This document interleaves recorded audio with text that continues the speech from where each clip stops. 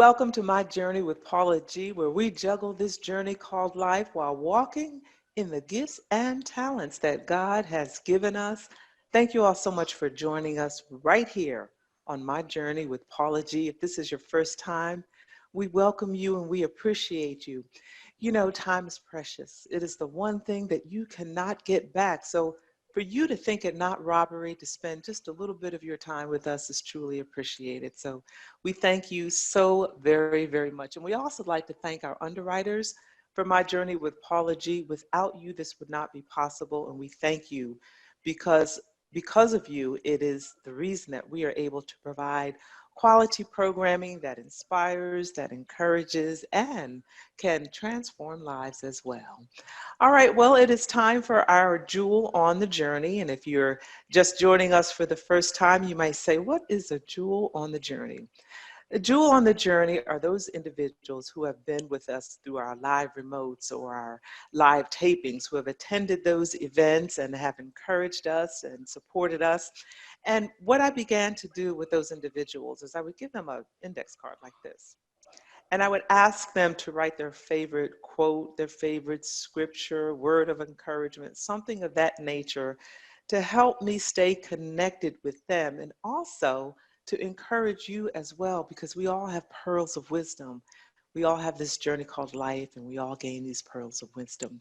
So those are my jewels on the journey. And today's jewel comes from Mr. Curtis Banks. And he references Mother Edith Hines. And if those of you who have been with us for a while, Mother Hines, we think she's the oldest living Gold Star mom. And he basically writes, he's learned from her, basically, those that we love in our lives, we have to give them their flowers while they're still living and show them just how much we appreciate them while we're still living. So if there's someone in your life that you love and you appreciate, let them know today that you love them and that you appreciate them. All right, well, we are ready for our guest today, and this gentleman today is just phenomenal, and he comes to us today as the CEO and the founder of Brothers Empowered to Teach. I love that title. That's a strong title. It Brothers is. Empowered to Teach, BE2T. He was a former high school football coach and teacher. And those of you who have followed me, you know, I was a high school counselor for 15 or 16 years. So I love my coaches because, you know, they were my backup. And he's done so many other things, and he's going to share with us a bit of his journey as well today. So, ladies and gentlemen, Mr. Larry Irvin, how are you, my brother? I'm doing well. Thank you for asking me, Miss Paula G. Pleasure to be here. It's an honor. Ready to have this conversation. Yes, yes. Well, you know, I I'm always excited when I have a brother on that has a mission and is on a journey and has purpose. Tell us a bit before we get into BE2T. Tell us a bit about the man and his journey, the man behind BE2T and his journey. Yeah, that's like we were talking earlier. Offline. That's a very colorful story. I'll try to wrap it in by painting this picture. You know, and dichotomizing sort of Yeah. the identity crisis that I think a lot of young black men, speaking from a New Orleans lens, but a lot of black men across the country deal with. And that's identity crisis. Mm, I'm the son of a lifelong educator, early childhood educator. My mom, Marilyn mm, Denise Irvin, God bless her soul. She passed in 2010, but she was a mm, educator herself mhm. for 25 plus years for the Orleans Parish, Jefferson Parish, Yeah. school districts. So, I saw education early on. It Hmm. was 24/7. She was your quintessential teacher's teacher. Hmm. She was just as involved in the community and a giver and altruistic, just how she showed up in classrooms. And she never really Mm, cut that light off, hmm. if you will. So I had spelling bees against my older Hmm. siblings at the house, pop quizzes, the whole nine. So she made sure I had a really strong academic foundation.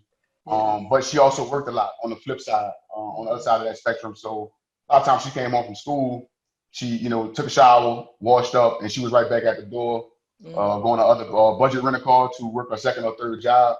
Yeah. And that meant me going outside and finding masculinity and finding manhood for myself. Hmm. And that journey, and some indecision, some wrong decisions, like a lot of Black men. Because we're affirmed a lot of times when we go outside. We sort of see ourselves because we're outside, right? So and if you compound sort of that image that you see of Black men in these inner city neighborhoods with the projections and the portrayals and depictions of Black men with the very limited depictions of Black men in popular media, it's a very limited scope of what we can show up to be. So if it's not rapping, it's not basketball, it's not sports, or the streets, our consciousness and our scope of possibilities doesn't really stretch outside of that. So a lot of us get caught up in that cycle of those three. I happen to do all three, and that's my story. I definitely have a street element to my narrative. I've been to jail. I fought gun charges, narcotic charges, things of that nature. But I've also graduated from LSU Dean's List journalism student. Received my associates in print broadcast journalism. Have been published. It's just that balance of experiences, if you will, I think has uniquely positioned me to tell this story and push this work. But in a nutshell, that's sort of been my story. Just on one end, a very positive foundation set by a Black woman, my mother, and then on the other end, me finding myself in the streets of New Orleans. Right. And thank you so much for sharing that, because I think it's so important for, our men to hear that journey, especially our young men, because you've come full circle. And the thing that you mentioned a couple of times was that foundation.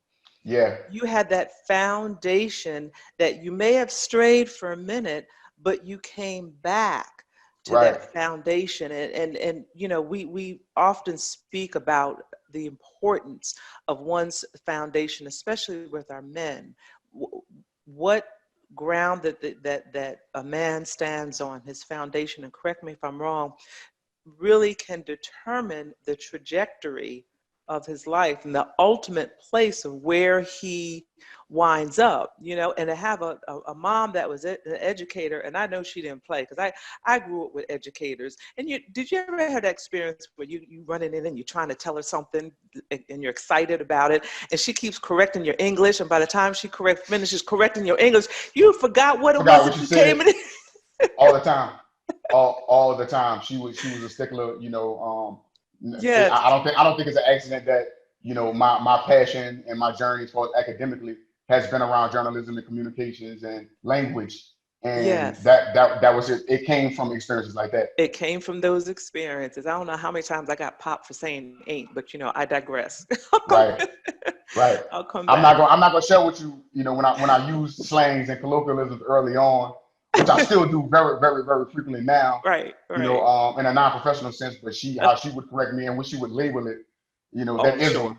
She was like, you ain't be coming here, son. You ain't be here coming here talking like that with all that. That's right. You get outside. You go That's outside.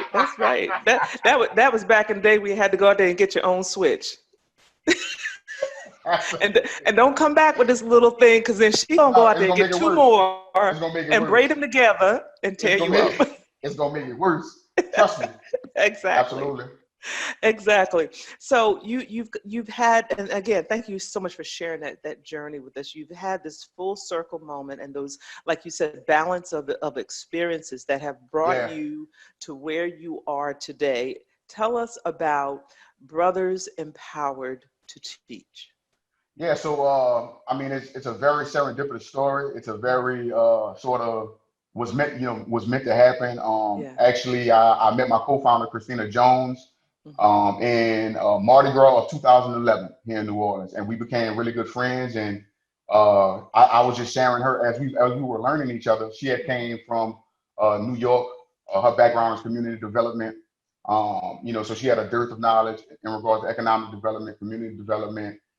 So she was, the conversation around gentrification was really ramping up post Katrina, right? Yes. And with the effects and ramifications of Hurricane Katrina from an economic standpoint and a development standpoint, what would the rebuild look like?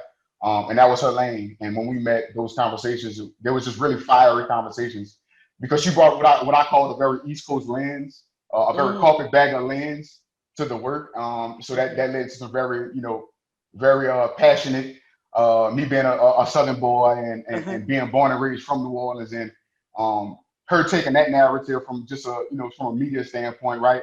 And not Uh-huh. hearing it like what's going on from a ground standpoint, and how, you know, the natives are being left out of those you know, seats at the table for those real conversations as far as the Uh-huh. redevelopment. And a lot of those conversations just led to me telling her about my story and Mm, friends that I've lost, and, you know, mhm, funerals I've been in, and you know, mm, being a pallbearer for a lot of you know, a lot of my friends and cousins and things of that nature. Just my mhm, experience as a black male dealing with the ubiquitous nature of the drug game in New mhm, Orleans, and just how I've telling you the same thing. I was mhm, telling her the same thing I was telling you, as far as mhm, just this balance of experience for me. And she was just like that. She thought that that story was so powerful, and mhm, she introduced me to somebody, one of her friends, who then introduced me to this group that was doing fellowships called Echo and Green in New York.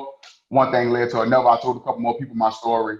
mhm, People felt like it needed to be heard, and then one thing led to another, and we figured, you know, what better way can we sort of change this narrative around sort of what we call the big three, you know, yeah, what I alluded to earlier, as far as sports, mhm, black men thinking and dreaming outside of sports, entertainment, and the mhm, streets. And we figured, what better way could we do that and change that narrative, but to put black males in the classroom to give a new representation of what mhm, success can mean. And mhm. my story fit the bill perfectly. Yeah, and I think it is so, and I know you do, but and that's why I feel it's so important that for people to hear a bit of your story, so Right. they can because like you said, that whole balance. I keep going to that back to that balance. You know, Yeah. when God places these things inside of us, and when He places us on the path that He places us on, He's preparing us for that journey, because then you get to a place where, you know, I used to always say when I was in the school system that I would have to meet my students where they were. So for some, you meet them in one place, and for others, you might have to use some other circumstances to meet so Other they get, mediums. Let's call yes, it that. there you go, so they can understand where you're coming from. you know Absolutely. you know what I'm Absolutely. It referring, can be right? cultural at times too, because it can be Yeah, cultural. It exactly. can be It could, cultural at times. So you got to speak a yes. certain language. Absolutely. Yes, it could be called, you know, it's funny you mentioned that. I can remember one time there was, you know, a group of students in the cafeteria of a certain ethnicity. And I was in there, I was talking to someone else, and, you know, they got a little loud. And so some of the administrators started moving toward them. So I went in, I intervened. I said, it's okay. It's okay. I said, it's a cultural thing. They just loud. You know, Absolutely. they just Yeah. loud, you Nothing to be know? afraid of. Nothing to be Yeah, afraid of. exactly. Nothing to be afraid of. They're just loud. And it's so interesting because the kids on the other side of me looking like, what's the problem? What's wrong? What do we do? Yeah. You know, Yeah. so, you know, it speaks to your point. So when we have those experiences ourselves, Yeah. sometimes we are the one, when I say we, I mean collectively, that are Right. standing between a positive or a negative, you know, outcome of a particular situation. So yes, it really is important for you to definitely share your journey. So with the season, the current season that we are in, it's like none that we have seen before. You all have had, yes, indeed. We That's a whole nother show, right? Yeah. Yeah. But I Like, mean, it's so pertinent to what we're doing, the work we're doing, and everything. It just yeah, kind of speaks to how much this conversation as a whole really is needed, as it's far as important. black men as a whole. But I'm sorry. Go Yeah. ahead.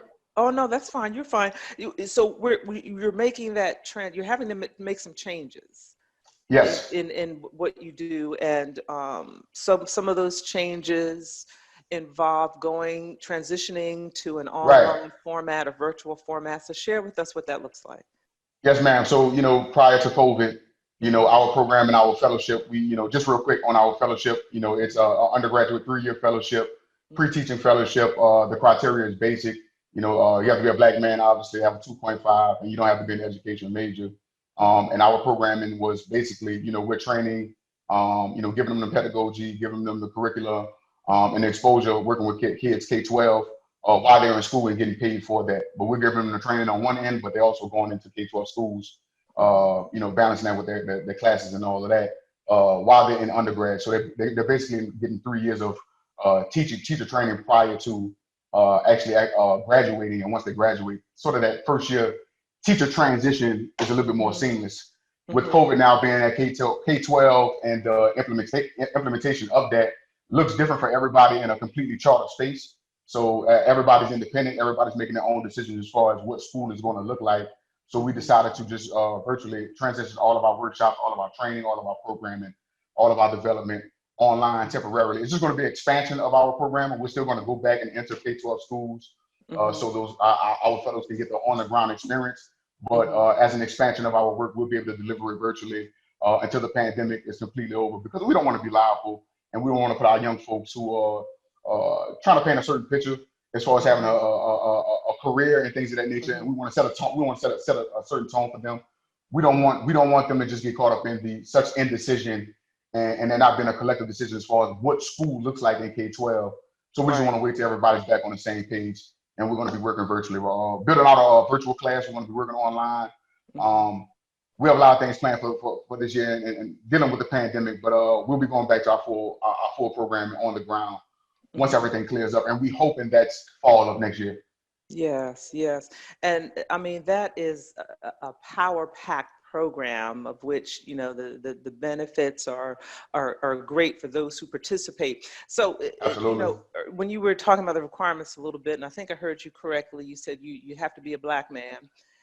You have to be a Black man. Why is that important? Because somebody, you know, with the times that we're in, somebody might get stuck on that. So explain why that is so. Because I think, you know, a lot of times what happens with the rhetoric, or what we see happening, right, globally, I think with the rhetoric, you know, the Black male experience gets swept under one umbrella, if you will, in regards to the language around people of color, men of color. And sometimes I think just the need and the need for the concerted effort to focus on this demographic can somewhat be diluted by sweeping everybody else's experience into the Black male experience, if you will. So, and that's not to discredit or discount the Latinx experience, the Native African experience, any other male that's non-African, you know, if we want to label them non-Black, non-African American. That's not to discredit their experiences, but there's a concerted effort that's needed. There's a special attention that's needed. We feel, to our brothers, and we just want to be explicit and loud and bold about that. And so we're making sure we say you have to be a Black male, because we see a lot of different initiatives and funding initiatives and things of that nature that get started.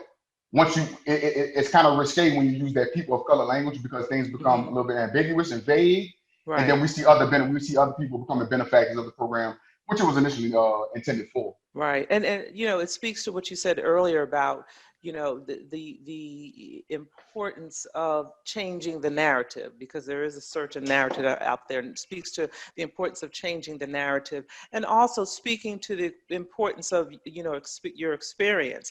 You know, I've had a similar situation where, you know, I've maybe referred to something, and, you know, from a woman's perspective, and maybe a gentleman might have said something, you know, well, what about the men?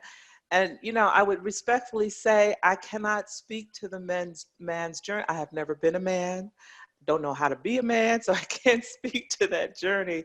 I can only speak to mine and how I, based from my lens, how I can assist and help other, you know, women. So I'm glad that you shared that, and that you explained that as well. How can the audience reach out and connect and find out more information? Absolutely. You can find us on our website, first and foremost, www.be2t.org. That's so that's a lowercase b, lowercase e, the number 2, lowercase t.org. Our social media, you can find us on Instagram at Real Bros Teach. That's BRUHS, Real Bros Teach. You can find us on Twitter, hashtag Real Bros Teach. And our website as well. So we are definitely ramping up our social media efforts right now. You can also find us at the To Ed with Love podcast. We also, me and my co-founder Christina Jones. Big shout out to Christina iPad Jones. If she may see this, I got to make sure I shout out if she's probably going to see this. So we do me and her do a podcast, a monthly podcast called To Ed with Love. To Ed is short for To Education with Love, and it's a community platform where we're talking about. We're really just trying to simplify the very sophisticated vernacular around the charter system and really dumb it down for common folks to understand, so they can have the best best case scenario when it comes down to charter choice and where they're sending his kids for school. So to Edward Love Podcast as well on Instagram. You can find all of our podcasts on Spotify, iTunes, Apple, Tidal, Okay. all platforms.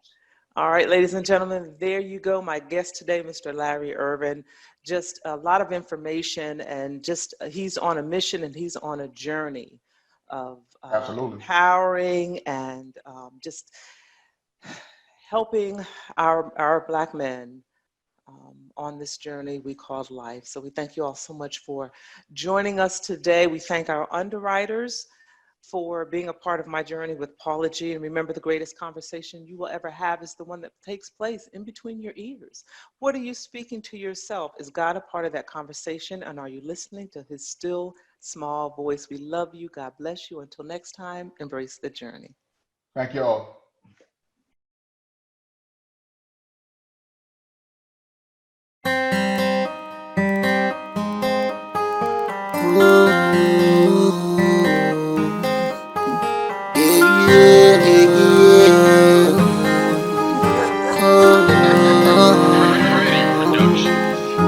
Some people hate me, but it don't hurt, so no, don't even faze me. I'm created to be up in some no, you can't replace me. Mama that made me a king to protect all of our queen. Life is worth saving, royalty is in me and all of my genes. I'm amazing, oh, I'm amazing. No, you can face me, I am amazing. I'm amazing to protect all of our queen. I'm amazing, oh, I'm a king. I went from a prince to a king because my daddy is king, his daddy was king. Fruits don't fall far from a tree, the devil can shatter my dreams. I know what tragedy brings, I know what matters to me, my family first. That's why I'm planting my seeds, raise them be better than me. I'm breaking that curse, now that I'm free, no longer in bondage. I'm paying homage to the ones who before me, who went up in glory, my spirit is shining. I'm changing my climate, I'm praying to God, I worship the finest. I walk on the streets to go, I cover the diamonds, being so modest. I gotta be honest, I gotta stay positive. Got my son with me, gotta stay humble, I'm ready to rumble with life till God come get me. Free of the mind is, freedom is mine, look. Having fun with it, dropping them jewels, so mentally climb, look. Better run with it. I'm amazing, oh, I'm amazing. No, you can face me, I am amazing. I'm amazing to protect all of our queen. I'm amazing, oh, I'm a king. I'm amazing, oh, I'm amazing. No, you can face me, I am amazing. I'm amazing to protect all of our queen. I'm amazing, oh, I'm a king. Baby, look outside, hear the chirping for the birds. Sun's out, guns out, coming through with my best verse. Feeling so amazing, I'ma say it till my chest hurt. Driving with my windows down, then I make that left turn. Some people say you can do what you wanna do. My daddy says you can be what you wanna be. I'm DB, everyone wishing they be like me. I'm blessed, I'm free, that's the recipe. Life sesame, still bothered to be a pleasant me. They let it be, but I see what's the best for me. Remedy, still healing for the age of 3. Got my treasure and I found the key, boy. Tell her later I made her feel underrated though. Take my shot like that fed and I never waited, no. I'm ahead of the flater, but that's the way to go. I'm a bills out the paid, don't wanna miss alone. Feeling so amazing and I'm feeling so incredible. My daddy did his time and now he's free from all the federals. Now I'm gonna mention something very hypothetical. Feeling leadership within me, feeling so perpetual. Cherish all your memories, it's inevitable. I wanna be an inspiration, very unforgettable. My family taught me how to be wise and respectable. Open up the gates and now my options are accessible. I'm amazing, oh, I'm amazing. No, you can face me, I am amazing. I'm amazing to protect all of our queen. I'm amazing, oh, I'm a king. I'm amazing, oh, I'm amazing. No, you can face me, I am amazing. I'm amazing to protect all of our queen. I'm amazing, oh, I'm a king.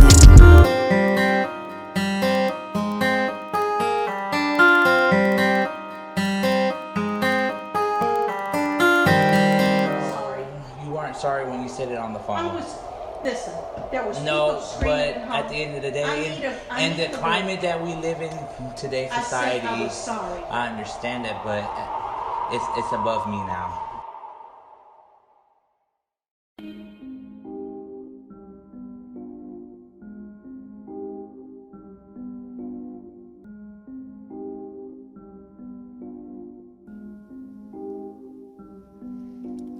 On a daily, people trying me. It's getting harder and harder to turn the other cheek. You say give mercy and grace and to be more like you, but it's easier to say than do. To push every button that they know to push. It shouldn't be this hard to keep choosing good. Why do the best type of people have to take the most crap? But I rise above foolishness, I rise above talking slick, I rise above ignorance, and it's all above me now. Above me now. It's above me now. It's all above me now. Above me now. Who can imagine the difference it will make if people minded their business, the business that kept them paid? My skin ain't a reason to try to play me. At the end of the day, you ain't no better than me. Racists and liars and thieves are all the same. Just praying my choice to choose good and in vain.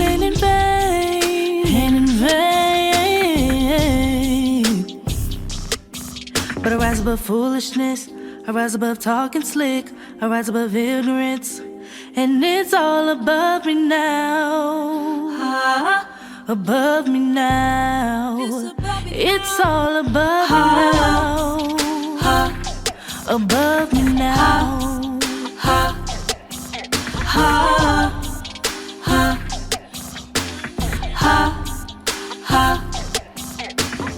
Every day you're trying to be more like you, but my tests seem like they're getting harder to get through. You say you won't give me more than I can bear, but sometimes in life it just seems so unfair. So unfair.